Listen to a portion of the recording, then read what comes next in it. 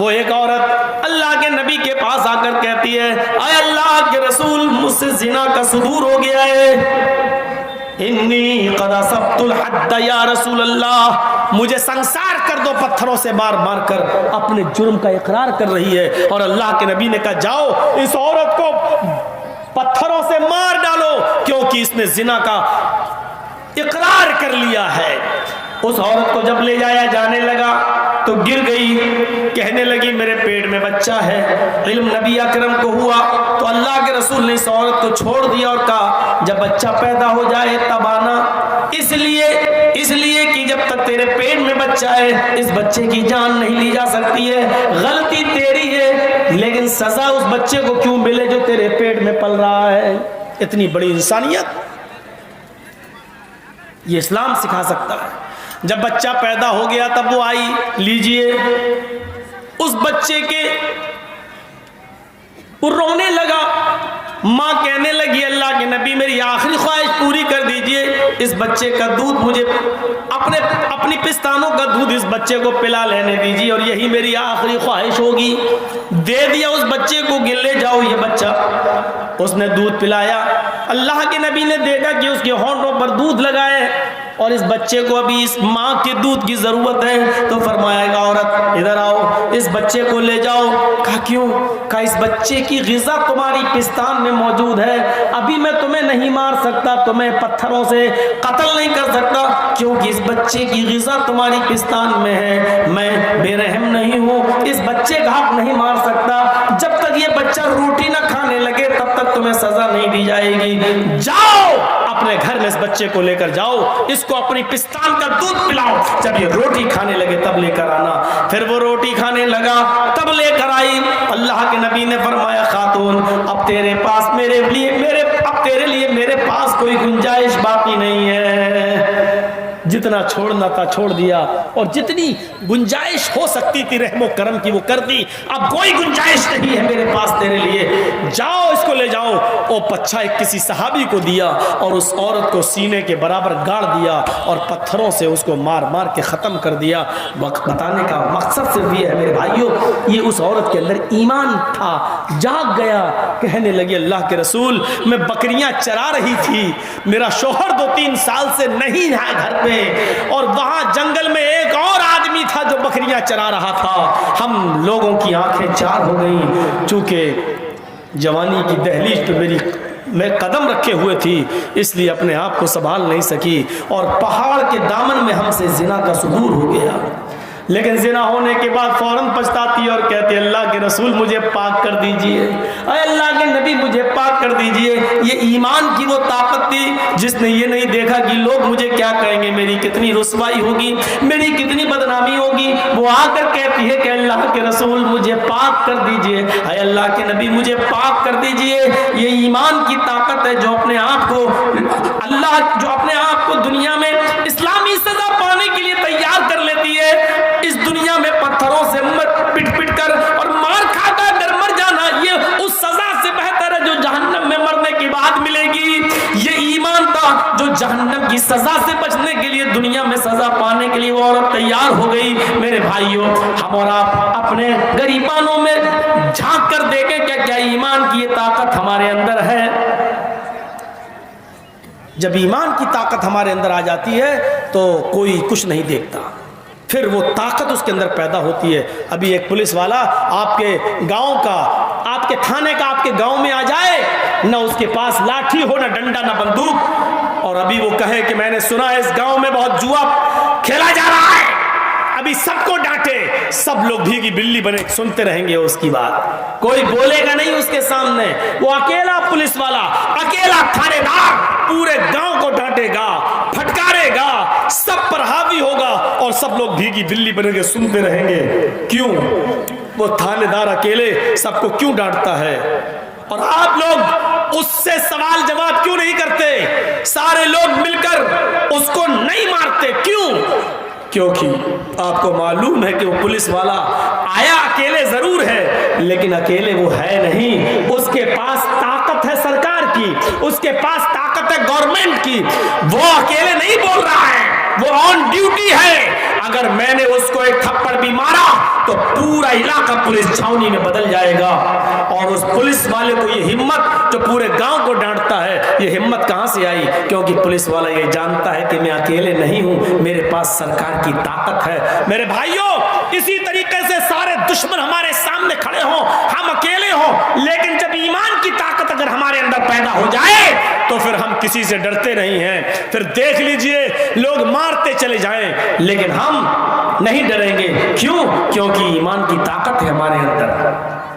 سمیہ کے حالات پہ نظر ڈالیے, بلال کے حالات پہ نظر ڈالیے, خبیب کے حالات پہ نظر ڈالیے, خباب کے حالات پہ نظر ڈالیے, ان صحابہ کرام کی زندگیوں پہ نظر ڈالیے جن کو باندھ کے مارا گیا, جن کو جنگلوں میں مارا گیا, جن کو گرم ریت پہ لٹایا گیا, جن کے سینے پہ بھاری پتھر رکھا گیا, لیکن اس کے باوجود وہ مانے نہیں ہیں.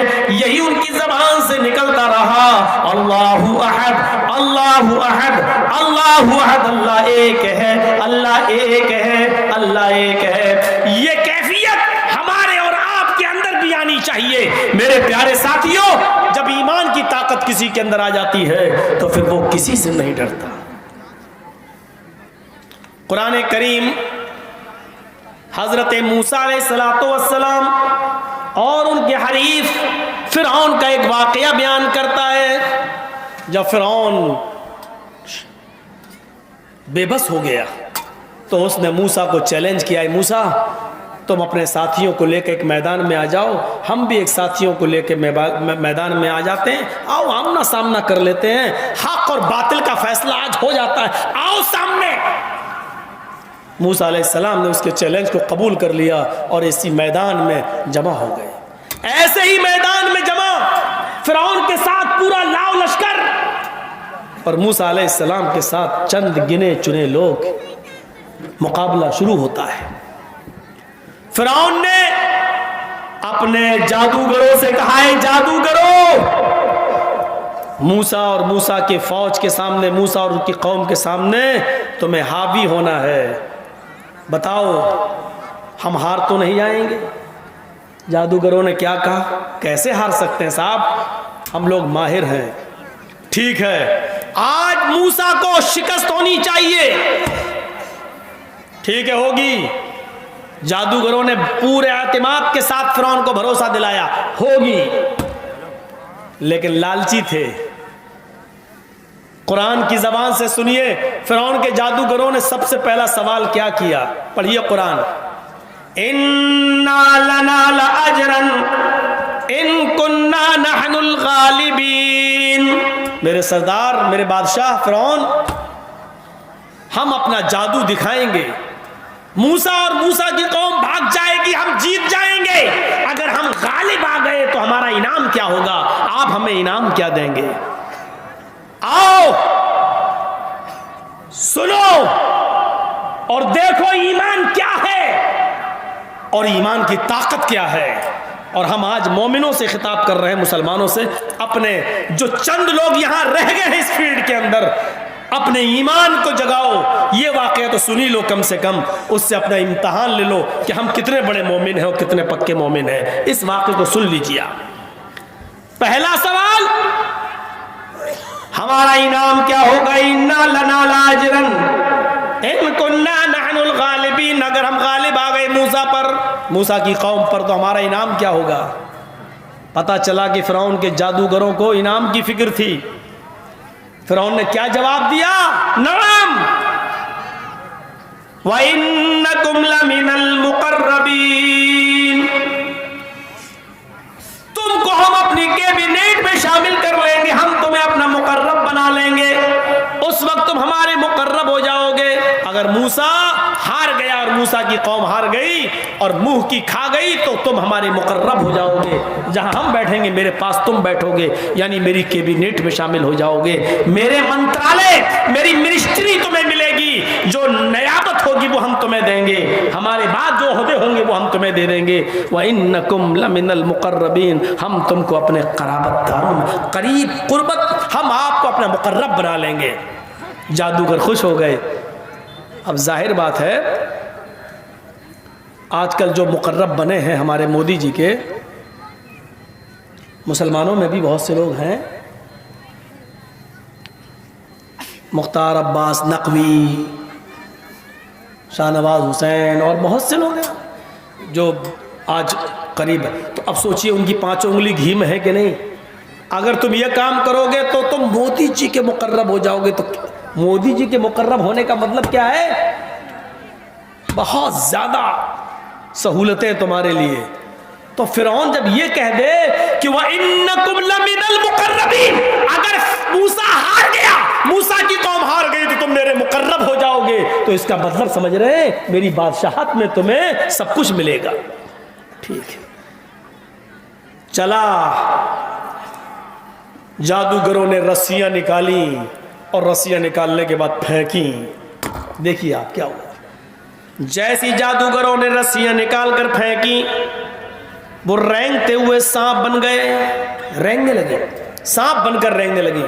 حالانکہ وہ سانپ تھے نہیں، لیکن دیکھنے والوں کو سانپ دکھائی دے رہا تھا. موسیٰ کو لگا یہ سانپ ہے، موسیٰ کی قوم کو لگا کہ یہ سانپ ہے. موسیٰ ڈرنے بھی لگے کہ اللہ تعالیٰ نے فرمایا لا تخف یا موسیٰ، اے موسیٰ ڈرنے کی ضرورت نہیں ہے. جیسے وہ رینگتے ہوئے سانپ بن گئے، موسیٰ ڈرنے لگے. حکم ہوتا ہے ان القی عصاک، ان القی عصاک، اے موسیٰ تمہارے ہاتھ میں جو ڈنڈا ہے، جو لاٹھی ہے، تم اس کو زمین پر مارو اور میری قدرت کا نمونہ دیکھو. اے موسیٰ ہم جو ڈنڈا ہے تمہارے ہاتھ میں، لاٹھی ہے، اس کو زمین پہ مارو. موسیٰ علیہ السلام نے اس لاٹھی کو جو ان کے ہاتھ میں تھی زمین پر مارا. اور سنو، جیسی لاٹھی زمین پہ ماری وہ ایک اژدہا بن گیا. وہ لاٹھی ایک اژدہا بن گیا اور جو سانپ تھے منہ کھولا اور سارے سانپوں کو اپنے اندر سما لیا، اندر کو سانس لی. وہ جادوگروں کی جو رسیاں سانپ بنی ہوئی تھی وہ سب اژدہے کے منہ میں آ گئی. فَإِذَا هِيَ تَلْقَفُ، جیسے ہی موسیٰ نے ڈنڈا مارا اژدہا بنا، اور اژدہا بن گیا تو سارے سانپوں کو کھا گیا. یہاں سے دیکھیے معاملہ کیا بنتا ہے. یہاں تک تو آپ نے بہت سے مولویوں سے سنا ہوگا، آگے کے جملے بھی سنے ہوں گے، لیکن یہاں دیکھیے جب جادوگروں نے دیکھا کہ موسیٰ نے جو چیز ماری زمین پر وہ اژدہا بن گیا اور ہمارے سانپوں کو نگل گیا، تو سمجھ گئے جادوگر نہیں، ہم نے جو دکھایا وہ تلسم تھا، ہم نے جو دکھایا وہ جادو تھا. موسیٰ نے جو دکھایا وہ جادو نہیں ہے، وہ اللہ کی طرف سے مدد ہے. اگر جادو ہوتا تو موسیٰ کے جادو کا جواب ہم جادو سے دے کر موسیٰ کو کہ جادو کو ختم کر دیتے، لیکن موسیٰ نے جو دکھایا وہ جادو ہے ہی نہیں، وہ تو حق ہے، وہ تو اللہ کی طرف سے ایک واضح نشانی ہے. اس لیے کیا کیا فرعون کے لشکر میں جو جادوگر تھے، جب انہوں نے دیکھا کہ اژدہا بن گیا اور ہمارے سانپوں کو نگل گیا، یہ جادو نہیں ہے. اگر جادو ہوتا تو ہم اس کا توڑ نکال لیتے، لیکن یہ تو اللہ کی مدد ہے، اللہ کی طرف سے واضح نشانی ہے. جب اژدہے کو لاٹھی کو اژدہا بنتے ہوئے دیکھا اور اللہ کی اس واضح نشانی کو دیکھا تو چیخ پڑے آمنا برب العالمین رب موسیٰ و ہارون. ہم اس اللہ پر ایمان لائے جو دونوں جہان کا رب ہے، ہم اس کائنات کے رب پر ایمان لائے جو دونوں جہان کا پالنے والا ہے، رب موسیٰ و ہارون، جو موسیٰ اور ہارون کا رب ہے. یہ جادوگر جو ابھی فرعون سے انعام مانگ رہے تھے، بتاؤ ہمیں کیا انعام دو گے، بتاؤ ہماری مزدوری کیا ہوگی، بتاؤ ہمیں کیا دو گے تم اپنے خزانے سے. اور فرعون نے سب سے بڑا خزانہ دے دیا کہ تم ہمارے مقرب ہو جاؤ گے، ہمارے کیبنٹ میں شامل ہو جاؤ گے. لیکن جب دیکھا کہ موسیٰ نے جو چیز دکھائی ہے وہ جادو نہیں ہے، اللہ کی طرف سے واضح نشانی ہے، تو ایمان لے آئے. اور ایمان بھی لائے تو کیا آمنا برب العالمین. جب یہ کہا کہ ہم رب العالمین پر ایمان لائے تو چونکہ فرعون بھی اپنے آپ کو رب العالمین کہتا تھا، اس لیے فوراً جادوگروں نے کہا کہ نہیں، آمنا برب العالمین، رب العالمین پر ایمان لائے، فرعون تجھ پر نہیں، رب موسیٰ و ہارون، اس رب پر جو موسیٰ کا رب ہے اور جو ہارون کا رب ہے، یعنی تیرے اوپر نہیں، موسیٰ اور ہارون کے رب کو ہم نے اپنا رب مان لیا ہے، یعنی اس رب پر ایمان لائے. سوچو فرعون پر کیا گزری ہوگی. فرعون کے ہی سامنے فرعون کے قریبی لوگ ایک دم ایمان لے آئے. لیکن ایمان لانے کے بعد ان جادوگروں کی طاقت کا حال دیکھیے کیا ہوا. معلوم ہے کہ فرعون سامنے ہے, یہ بھی معلوم ہے کہ فرعون کے لاؤ لشکر اس کا ساتھ ہے. فرعون نے کیا کہا, اچھا پلٹ گئے, ادھر چلے گئے, موسیٰ اور ہارون کے رب پر ایمان لے آئے, ہماری اجازت بھی نہیں لی. کہا اب اجازت کی کیا ضرورت, واضح نشانی دیکھ لی, اب اجازت کی کیا ضرورت ہے, کوئی اجازت کی ضرورت نہیں. فرعون ہم اللہ رب العالمین پر ایمان لائے, تیری اجازت کیوں لے. سنیے جملہ, فرعون نے پھر ان کو دھمکی دی, اور دھمکی کیا دی, لَأُقَطِّعَنَّ أَيْدِيَكُمْ وَأَرْجُلَكُمْ مِنْ خِلَافٍ ثُمَّ لَأُصَلِّبَنَّكُمْ أَجْمَعِينَ. ہٹ جاؤ جلدی سے, موسیٰ اور ہارون کے رب کے اوپر سے ایمان ہٹا لو, میرے اوپر لے آؤ, اور اگر تم نے ایسا نہیں کیا لَأُقَطِّعَنَّ أَيْدِيَكُمْ وَأَرْجُلَكُمْ, ابھی سب کے سامنے تمہارے ہاتھ اور تمہارے پیر کٹوا دوں گا. من خلاف, مخالف سمتوں سے. اگر دایاں ہاتھ کاٹیں گے تو بایاں پیر, اور بایاں ہاتھ کاٹیں گے تو دایاں پیر.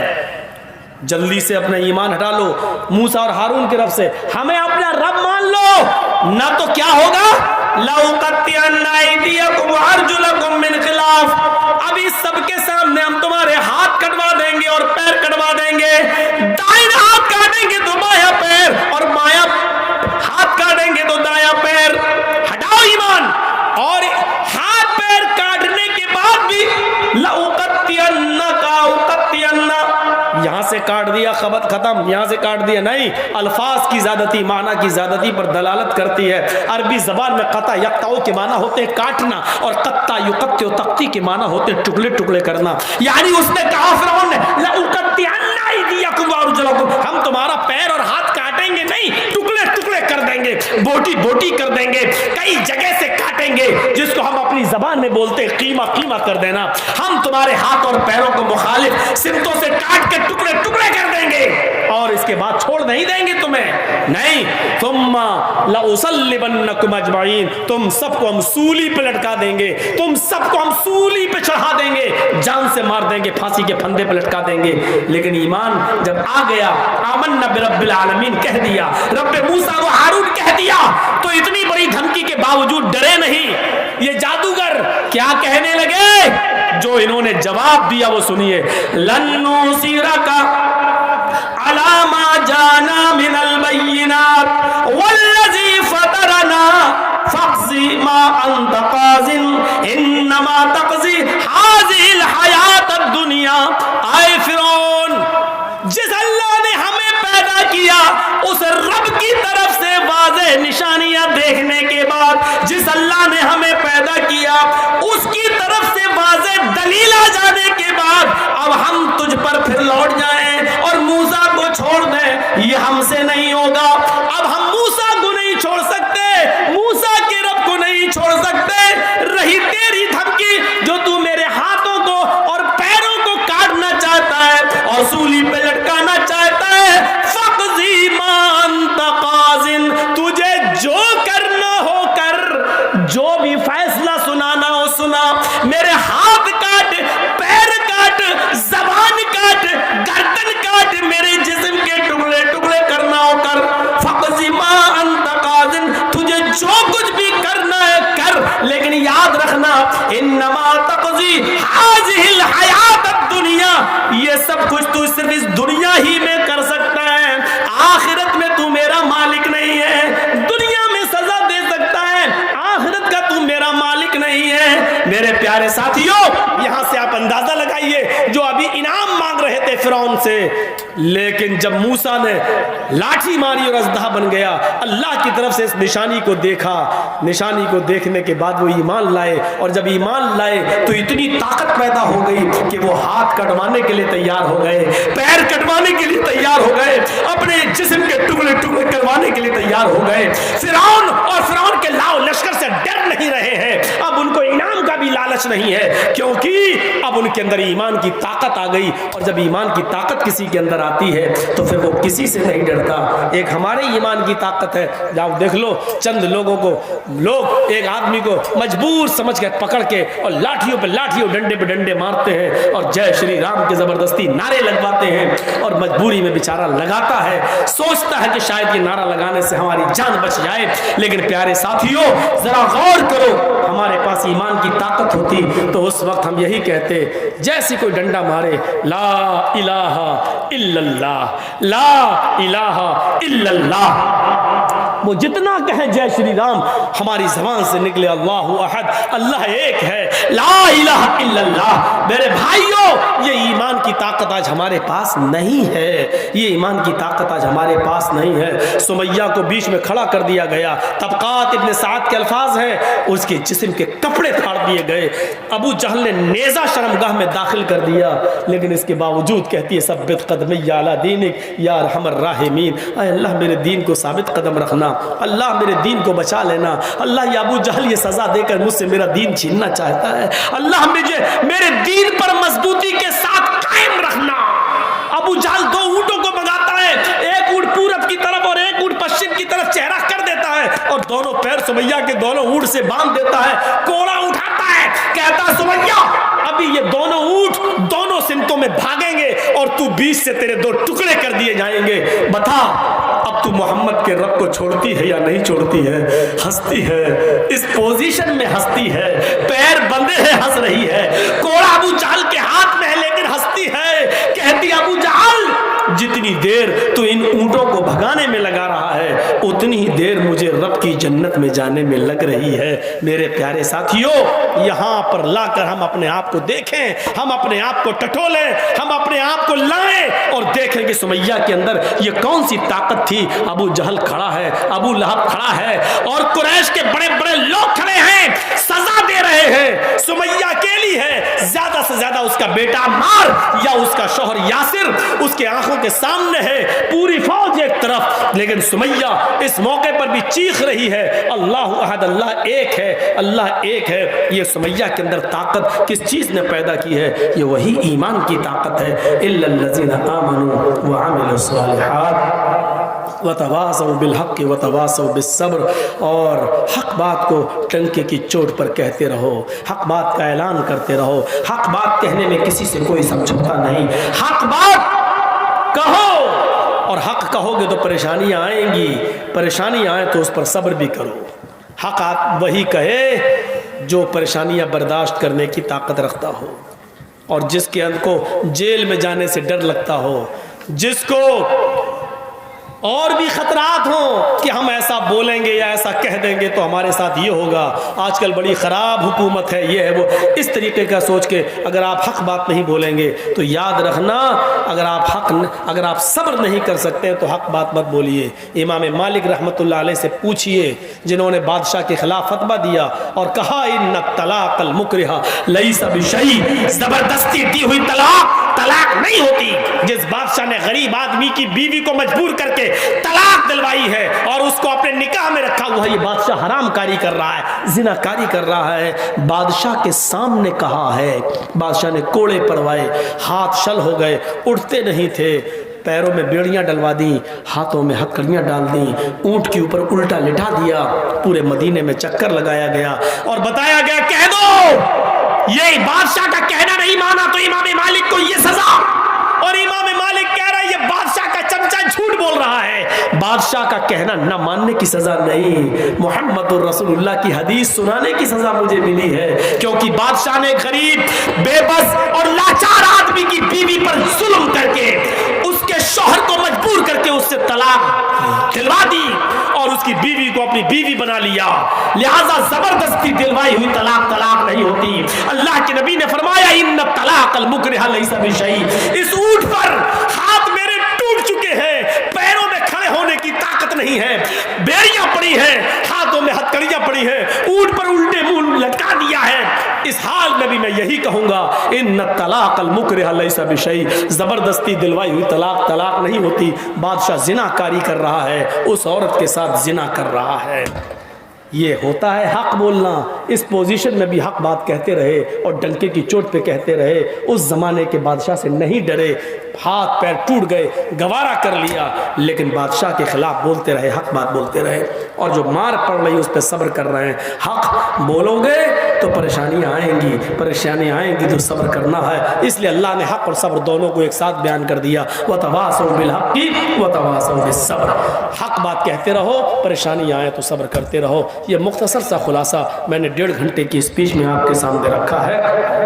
لیٹ ہو گئے, اس میں ہمارا بھی قصور نہیں تھا, آپ کا بھی قصور نہیں ہے. کیا کریں, جو تقدیر میں ہوتا وہ ہوتا ہے. لیکن پھر بھی میں پہنچ گیا, اور مجھے ٹائم ویسے بھی 11-12 بجے کے بعد ہی ملتا ہے. تو میرے بھائیوں, میں آ گیا, پہنچ گیا.